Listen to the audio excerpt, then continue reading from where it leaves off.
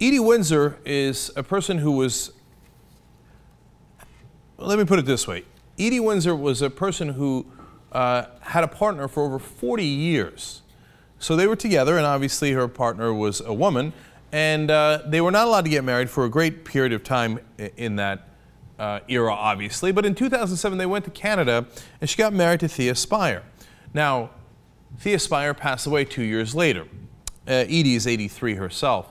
And when she passed away, she left her money, obviously, to her partner of over 40 years, and that would be Edie. Now, the problem was that Edie was not, her marriage could not be recognized at the federal level because of the Defense of Marriage Act, and that's why she sued. Now, one, because she wants her rights and she wants the equality that she deserves, as all of our citizens do, but number two, she also had to pay an estate tax, which she would not have had to pay if they were legally married. Now, they are legally married, but again, the federal government does not recognize it, and that is what's so unjust about the situation in the first place. And that federal estate tax, by the way, was $363,000. So whenever they tell you, oh, gay people, they basically have the same rights, they're like, oh, really? Well, then give me $363,000 and let me give it to Edie Windsor. Right, so not likely that they're going to take you up on that offer. So she came out after the proceedings today, after the Supreme Court heard her case, and she was very excited and gave an impassioned speech outside. Many people ask me why get married. I was 77, he was 75, okay, and maybe we were older than that at that point. But the fact is that everybody treated it as different.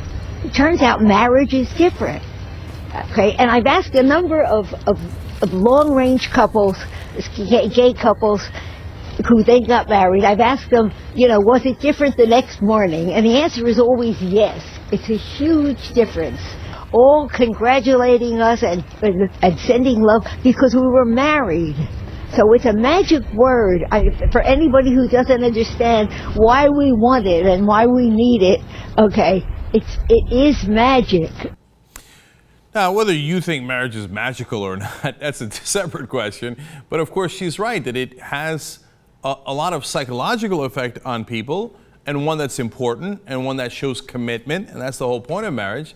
It also has a legal effect. You know, I'm glad she gave that touching speech. My speech would have gone something like this. Hey, listen, somebody owes me $360,000. Okay, so if you want to give me $360,000 and then you want to call it a civil union, all right, well, you know, I'm willing to have that conversation.